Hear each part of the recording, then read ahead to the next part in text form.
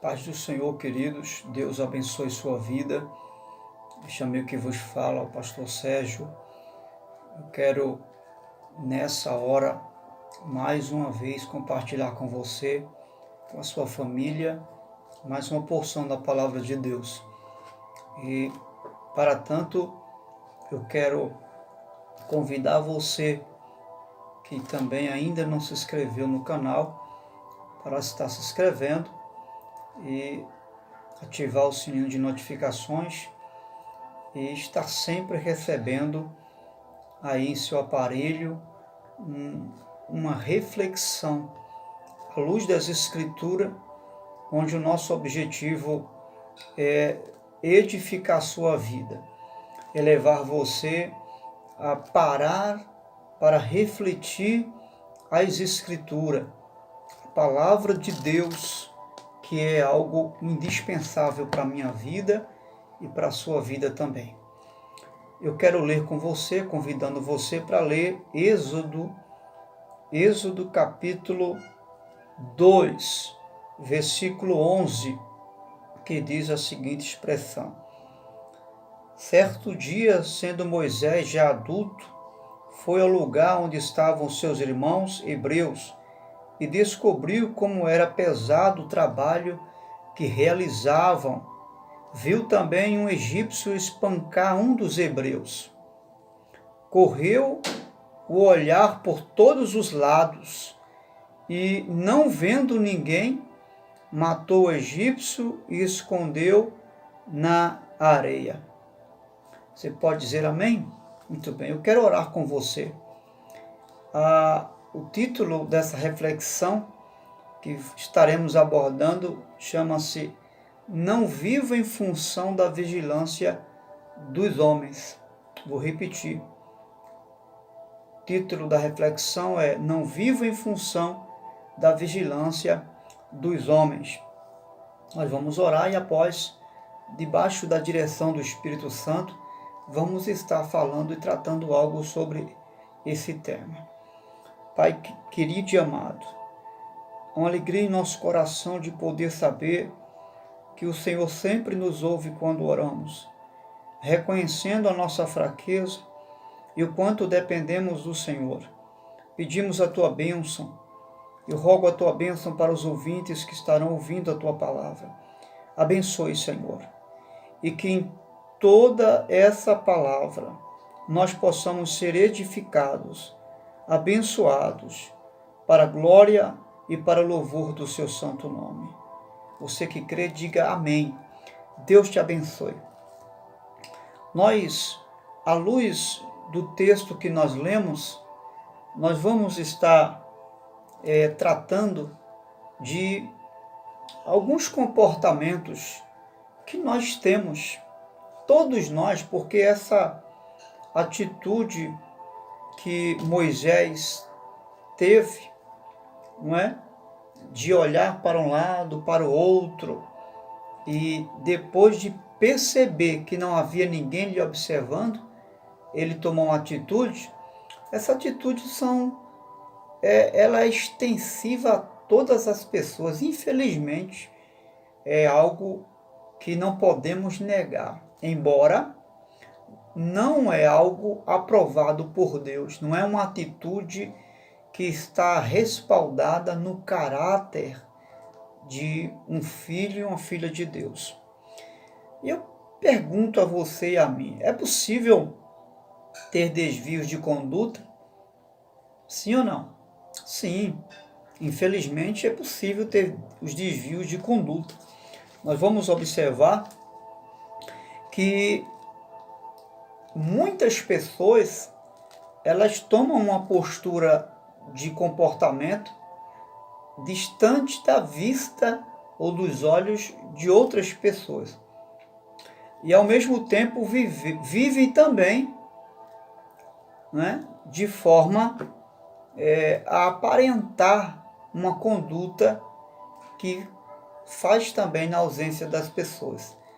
Isso a gente pode chamar de um certo teatro, né?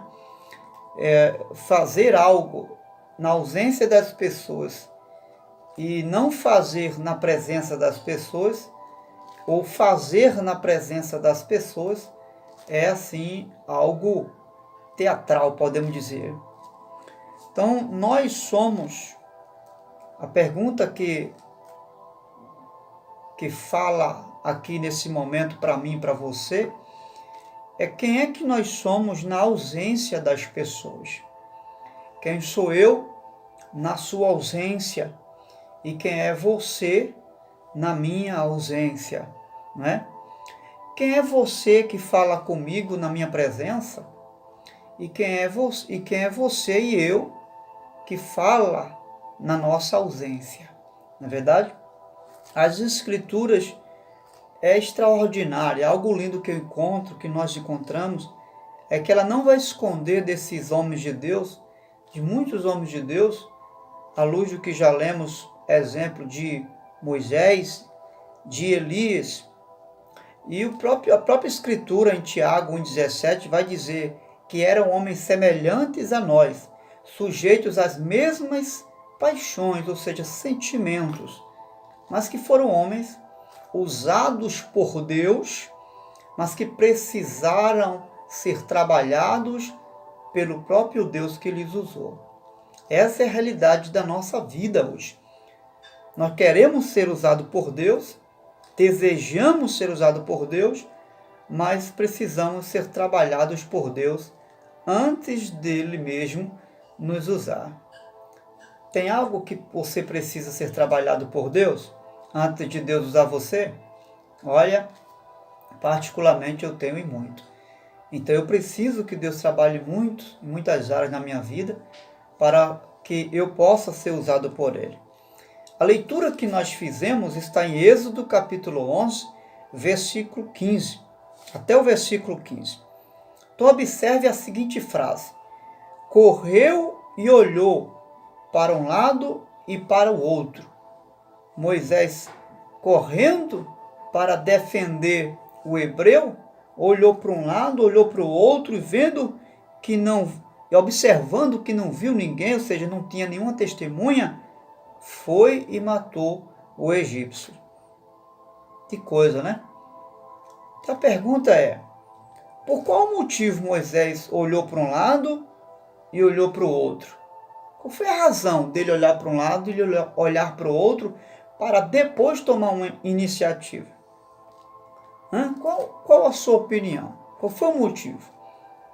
Na verdade, o motivo foi ver se tinha testemunhas para não acusar ele da morte ou de algo que ele fez naquele momento. Então, com certeza, foi para ver se tinha testemunhas ali ou não, né? Que se tivesse testemunhas, ele ia ser pego no flagla, não é verdade? O flagrante, né? Então ele olhou para um lado, olhou para o outro, para depois tomar aquela atitude. Ou seja, naquele momento, ter ou não um público diante de Moisés determinou o seu comportamento ali. Ele dependia que não tivesse ninguém para tomar aquela atitude.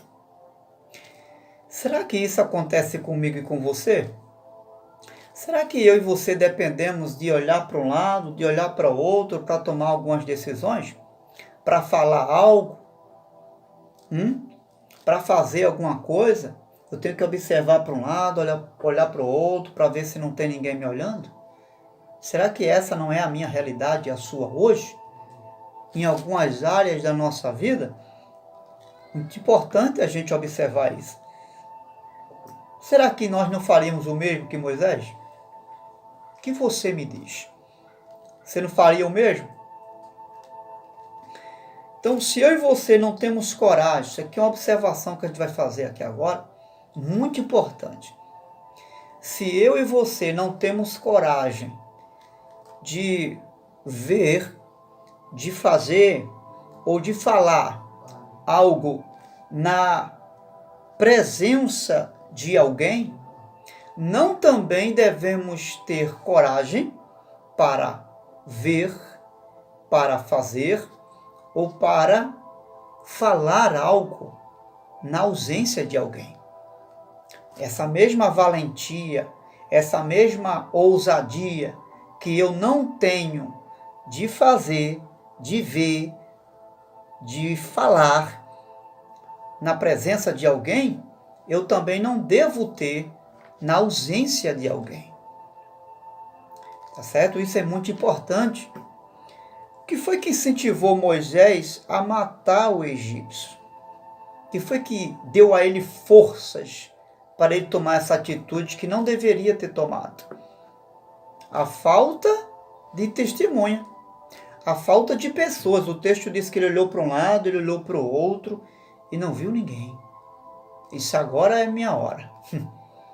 Esse é o momento. Não tem ninguém? Só que ele se esqueceu de um detalhe. Ele olhou para um lado, olhou para o outro, olhou para frente, olhou para trás, mas esqueceu de olhar para cima. Às vezes somos assim. Olhamos para todos os lados, menos para cima. Qual é a direção do seu olhar quando você vai fazer algo? Na ausência das pessoas. Nunca se esqueça de que quando olhar para um lado e para o outro, e olhar para trás e para frente e não ver ninguém, não esqueça de olhar para cima, porque tem um olho como chama de fogo, olhando para mim e olhando para você. Então a falta de testemunho foi exatamente o que deu forças a Moisés para fazer o que fez. Ele achou que ninguém estava vendo. E o cadáver, depois que ele matou, daquele egípcio, foi enterrado. E ele achou que não ia ser encontrado. Ele achou que o cadáver não ia ser encontrado. Mas mais tarde a narrativa do texto vai dizer que encontraram o corpo do egípcio, soldado egípcio, que Moisés havia enterrado. Então, isso aqui, essa atitude de Moisés tem muito a ver com o caráter da nossa vida. O caráter tem a ver com o que eu faço na presença das pessoas e na ausência delas também. Caráter não está ligado apenas a fazer na frente das pessoas, mas na ausência delas também. Por quê? Porque o que eu vou fazer na presença das pessoas vai gerar em mim uma única coisa: credibilidade. Poxa, fulano está fazendo isso. Poxa, fulano é madeira mesmo, né? Aquela expressão que a gente usa, né? Popular. Fulano é parada mesmo. Fulano é de fazer mesmo. Então, na presença daquela pessoa, o que eu faço, eu vou gerar nela confiança e credibilidade. Só que na ausência dela, o que eu faço que ela não vê, não vai gerar apenas credibilidade, porque, infelizmente, as pessoas só crêem no que vê. Já ouviu esse ditado? Ó, só creio só te ver fazendo. Enquanto você não fizer, eu não acredito. Já ouviu essa expressão? Eu já ouvi muitas. Então, o que gera na ausência das pessoas o que eu faço? A autoridade. Por que autoridade?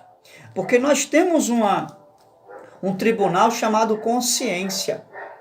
Nós temos um tribunal chamado consciência, e quando eu vou fazer algo na presença de alguém, essa consciência que eu não faço na ausência, a minha consciência me julga, ela me acusa desse feito, desse realizar que eu estou fazendo na presença dela, que não faço na ausência dela. Relativamente a essa consciência chamada voz da consciência, ela vai me ignorar o que eu estou fazendo na presença dos outros, me colocando na posição de um hipócrita, como um fariseu. A minha própria, não precisa ninguém dizer a você, a sua própria consciência vai falar isso por mim e por você. Veja o que diz Provérbio 22, versículo 1.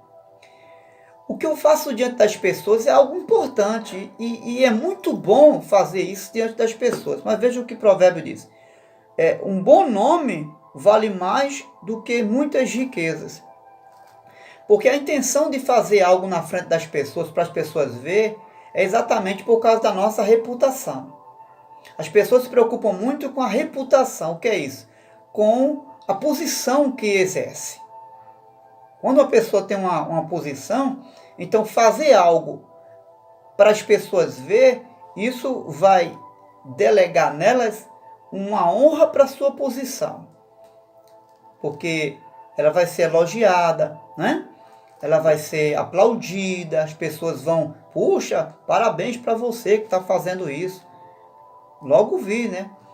Só podia ser você, né? Quando as pessoas dizem só podia ser você, porque você galga exerce uma função. Então ela está elogiando porque você faz isso pelo fato de você ter uma função, uma posição. Então logo ela está honrando você. E aí Jesus vai dizer que o nosso galardão já foi ganho. Né? Mas veja, a boa reputação diante das pessoas é importante, É importante sim. Só que é importante você entender, e eu, que a boa reputação, que é um bom nome, ela é uma extensão do nosso caráter. Ela não estabiliza o caráter. Ela não responde o caráter que tem. Ou seja, ela não confirma na sua totalidade o caráter que eu tenho. É uma extensão, ou seja, faz parte de uma vida de caráter que eu tenho e que você também tem. Inclusive, essa foi um dos ais que Jesus censurou em relação aos fariseus. Você vai ver em Mateus capítulo 6, versículo 1. Jesus vai dizer, tenham cuidado de não praticar suas obras de justiça diante dos homens, para não serem vistos por ele, pois não terão recompensa diante do Pai. Os fariseus tinham esse comportamento de fazer as coisas diante dos homens, para serem vistos pelas pessoas, para serem aplaudidos pelas pessoas. Então, eles faziam com essa motivação, para que as pessoas vissem que eles estavam fazendo a vontade de Deus. Eles estavam fazendo o bem. E uma observação importante é que eles só faziam o bem na presença de alguém. Quando eles estavam na ausência das pessoas, se observava que não tinha ninguém para ver o que eles estavam fazendo, eles não faziam. Eles omitiam a justiça de Deus. Esperava chegar uma multidão, esperava estar no meio de muita gente para orar. Lembra daquela observação que Jesus fala sobre o fariseu e o publicano? Que o fariseu levantava a voz alta para todo mundo ouvir e até se justificava diante de Deus, dizia, eu não sou como esse publicano, né? Tentando se ostentar, porque orava, porque dizimava, porque dava o dízimo, lembra? Pois é, Jesus estava censurando a forma que ele fazia as coisas para as pessoas verem. Entendeu? Então esse foi o motivo da censura de Jesus. Na verdade, Jesus aqui ele não está falando contra ser visto pelos homens. É muito importante a gente entender isso aqui. Jesus não está repreendendo o fato dos homens, das pessoas, ver o que você faz, ou de fazer algo que as pessoas estão vendo. Não. Jesus está repreendendo o fato das pessoas ostentarem fazer aquilo pelo fato de alguém ver, para as pessoas verem, entendeu? Você vai observar que Jesus diz assim, em Mateus capítulo 5, versículo 16, ele vai dizer, olha, que vocês sejam luz, que vocês possam manifestar as obras de vocês, né? Manifestem as obras de vocês para que, uma vez vocês fazendo isto, os filhos dos homens venham glorificar a Deus. Ou seja, Jesus está dizendo que as obras que nós fazemos, quando são vistas pelas pessoas, as obras de justiça, de misericórdia, de graça, enfim, elas são vistas, quando são vistas pelos homens, são motivos deles glorificarem a Deus. Você vê que Jesus não condena o fato de você fazer algo que os homens vejam. Só que a motivação é que está em pauta aqui. Tá certo? O problema que Jesus censura é que eles faziam para serem vistos pelas pessoas. E para as pessoas julgarem eles como as pessoas de Deus, porque estavam fazendo na vista das pessoas. Tá certo? Essa é a questão em pauta. De fazer, mas não preocupado com o que as pessoas estão vendo. Que as pessoas têm que enxergar e ver que você faz. Não. Fazer com uma única motivação. Para a glória de Deus. Veja o que o apóstolo Paulo fala em Colossenses capítulo 3. Veja isso, ele está com a Bíblia na mão. Olha o que o apóstolo Paulo fala, 13:22 de Colossenses. Olha o que ele diz aqui. Escravos, obedeçam em tudo aos seus senhores. Escravo aqui é servo, tá? Obedeçam em tudo aos seus senhores. Não somente para agradá-los quando eles estiverem vendo, olha só, mas com sinceridade de coração, pelo fato de que sinceridade de coração, pelo fato de vocês temerem ao Senhor. Tudo o que vocês fizerem, façam de todo o coração, como para o Senhor e não para o homem. Numa linguagem mais ampla, mais clara, vai dizer que você e eu devemos fazer não porque os homens estão vendo, mas como se estivesse fazendo na presença do Senhor e para o Senhor. Isso aqui é algo que o apóstolo vai falar para que nós não venhamos nos perder naquilo que nós estamos fazendo. Não tem pessoas que só fazem as coisas quando o patrão chega, né? Funcionário, né? Você já foi um funcionário assim? Ou você é esse tipo de funcionário? Será que eu e você, como funcionário, não nos comportamos assim um dia? Pois é, estamos sendo aqui repreendidos pelo Senhor. Veja a frase que Paulo usa. Não somente para agradá-los, como se eles estivessem observando. Paulo denuncia aqui, sabe o quê? O fingimento dos que só faz só para serem vistos. Isso aqui é muito sério, né? Então, qual é o segredo de fazer aqui, mesmo na presença das pessoas, de forma que seja aceito por Deus? Paulo diz, tudo o que vocês fizerem, façam de todo o coração, como se fosse para o Senhor. Isso não é maravilhoso? Então faça para Deus. Quer esteja alguém vendo ou não, faça para o Senhor. Não faça para fazer capricho para os homens, para receber aplauso, para mostrar que está fazendo alguma coisa, sabe? Que você é o cara, nada disso. Isso é religiosidade. Os fariseus eram religiosos e Jesus censurou essa religiosidade.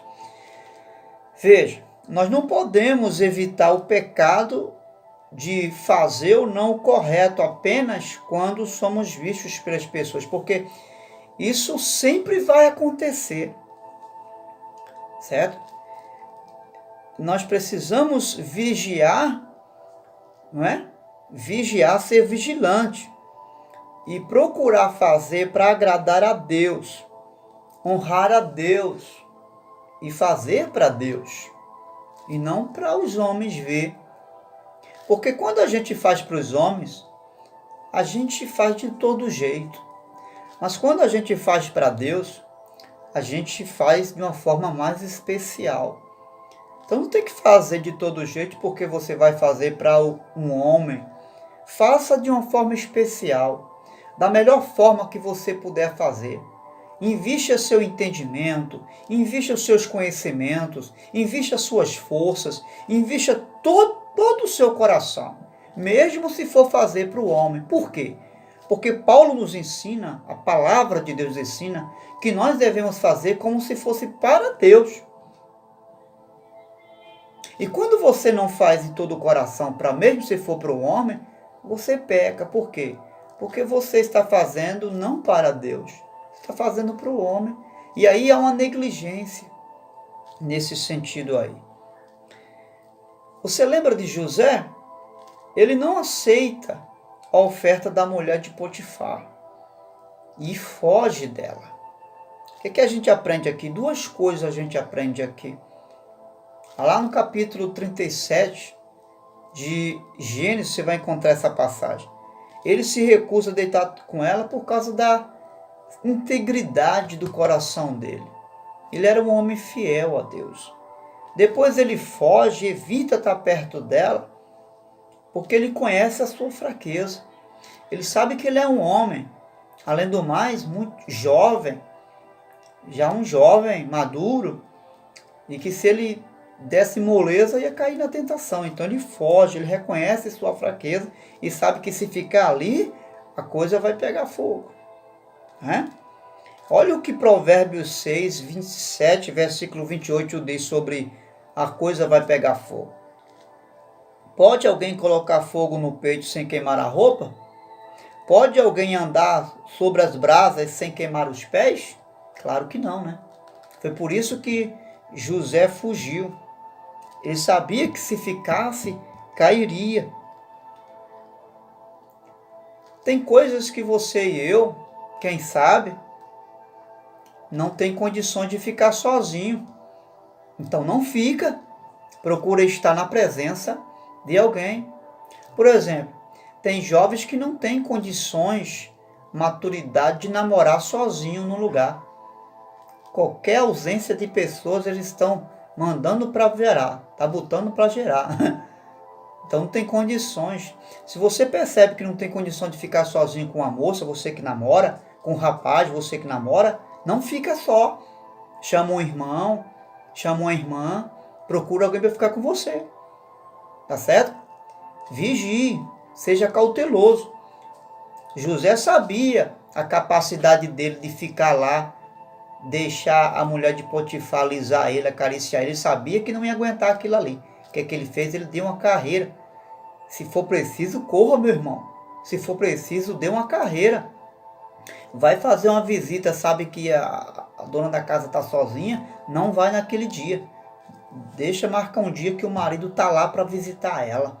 Mesmo se tiver com os filhos, leva a tua esposa, você que é um homem de Deus, uma mulher de Deus, leva alguém com você para servir de testemunha. Então ele sabia que aquele cenário era perfeito para ele, mas ele não deu vazão. Por que o cenário era perfeito? Porque não tinha testemunha. Não tinha ninguém para ver. Só que José sabia que tinha um Deus lá em cima olhando para ele, como tem para mim e para você. Um dos nomes de Deus, se você não sabe, saiba agora, é El-Roi. El-Roi. Ou seja, quem que quer dizer o Deus que tudo vê. El-Roi, ou El-Reo, é o Deus que tudo vê. Gênesis 16 e 13, a gente vai encontrar uma passagem que vai falar sobre isso, né? E Deus está vendo lá aquele cenário. Então esse entendimento aqui é algo que precisamos ter. Moisés se esqueceu que não tinha testemunhas de lado, na frente, mas ali em cima tinha alguém testemunhando tudo. A mesma coisa aconteceu com Davi. Ele mandou matar Urias, para Urias não ficar sabendo quem era o pai da criança. Mas Deus sabia. Né? Deus sabia. Quando Jesus vai se dirigir à igreja, Apocalipse capítulo 2, versículo 18, verso 23, a Bíblia diz que ele tem os olhos como chama de fogo. E ele vai se dirigir à igreja de Tiatira, se revelando como aquele que tem olhos como chama de fogo, que tudo vê. Escute uma coisa, eu quero resumir, que eu estou finalizando minha palavra. A questão em pauta aqui, em relação ao Deus que tudo vê e que tudo sabe, que está informado de todas as coisas, a questão aqui em pauta não é apenas o fato de Deus ver e saber das coisas. É o que Deus vai fazer após ver e saber de todas as coisas. Essa é a questão que está em pauta aqui. O que Deus fará com aquilo que Ele está vendo? Isso não teme em você? Isso não gera temor em mim e em você? Em saber que Deus não é apenas o Deus que sabe, que vê, mas que toma atitudes, toma posições sérias em relação àquilo que fazemos, ou até que deixamos de fazer? Porque tem coisas que é para a gente fazer, a gente não faz, a gente peca também. Até naquilo que a gente não faz, quando é uma ordem divina. A Bíblia fala que todos nós daremos conta a Deus do que fazemos ou não fazemos por meio desse corpo aqui. Quero fazer algumas perguntas para mim, para você, para nós. Reflita e guarde em seu coração. Responda para você. O que passa pela sua mente todos os dias? O que passa não é a questão. O que é que está aí na mente, na minha e na sua mente todos os dias? O que você e eu estamos olhando todos os dias? Onde você está colocando suas mãos? O que falamos ou ouvindo, ou que estamos ouvindo, ou deixando de ouvir? Para onde estão indo os nossos pés? Ou para onde os nossos pés estão nos levando? Em Jó capítulo 34, versículo 31, diz: os olhos de Deus estão sobre os caminhos do homem e vê todos os seus passos. Um outro texto de Provérbio 15, versículo 3 vai dizer: os olhos do Senhor estão em todo lugar, contemplando os maus e os bons. Tudo será um dia julgado. Não se engane, que eu não me engane. 1 Timóteo capítulo 5, versículo 24 vai dizer: os pecados de alguns homens são notórios e os levam a juízo, ao passo que os de outros só mais tarde se manifestam. Tem uma pergunta aqui que eu fiquei matutando.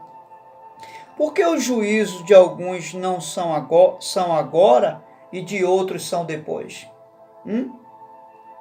Eu quero crer que pelo fato de o fato de alguns não serem julgados agora, é o fato de Deus estar esperando que eles se arrependam. Então o fato de você, quem sabe, de nós cometermos alguns deslizes, fazermos algumas coisas que não devemos fazer na ausência das pessoas, e que não estamos sendo julgados por isso ainda, é Deus dando tempo para mim, para você e para mim, de nos arrependermos. É Deus dando tempo. Então vamos ver isso aí? Vamos refletir sobre isso? Fazer uma retrospectiva? Deus, Ele dá oportunidade a mim, dá oportunidade a você, para que eu e você possamos nos arrepender. É isso que Deus está dando. Em Apocalipse, capítulo 2, versículo 21 ao verso 23, quando Deus vai falar de Jezabel, uma mulher que estava em uma das igrejas da Ásia, e não me falha a memória, na igreja de Tiatira, Deus diz: dê-lhe tempo para que se arrependesse. Ou seja, Deus não havia julgado ainda essa mulher que estava fazendo e tendo um comportamento de bruxaria, de feitiçaria, porque Ele estava dando tempo para ela se arrepender e ser perdoada por Deus. Esse é o tempo de arrependimento. Esta é a hora de nos arrependermos. Se arrepender de quê, pastor? Se eu já sou cristão, veja lá. Veja como é que está sendo o seu, o meu, o nosso comportamento na ausência das pessoas. Quem você é? Quem eu sou na sua ausência? Será que quando eu viro as costas eu não falo algo que deveria falar na sua frente? Será que quando você vai embora e na minha ausência você fala algo que deveria falar na minha frente? Será que na frente do pastor, na frente da igreja, eu falo uma coisa, você fala algo que não fala na ausência? Será que na ausência da família, dos filhos, da esposa, da igreja, do pastor? Será que eu estou fazendo algo que não faço na presença deles? Pense nisso. E se isso está acontecendo, vamos nos corrigir, porque é tempo de nos corrigir diante do Senhor. Ore comigo, peça a ajuda de Deus. Deus, em nome de Jesus, eu, tua igreja, teu povo, e ainda que essa pessoa não seja evangélica, mas ela agora pede a tua ajuda. Nós não queremos viver como se não estivesse vivendo diante de ti. Ajuda-nos a fazer conforme na tua presença. Queremos ter um caráter definido, um caráter completo, pleno, de não só realizar as obras na presença das pessoas, mas na ausência das pessoas, nós sermos uma só pessoa. Ó Espírito Santo, vem fazer isto hoje, aqui, agora, em meu coração, no coração do teu povo, da tua igreja, e nos ajude a viver essa integridade que José viveu, a viver essa postura que o apóstolo Paulo nos ensina a viver, servindo e vivendo na presença do Senhor Jesus. Digo amém. Deus te abençoe e dê a você e a mim, a nós, a graça de vivermos na presença de Deus. Deus te abençoe, em nome de Jesus.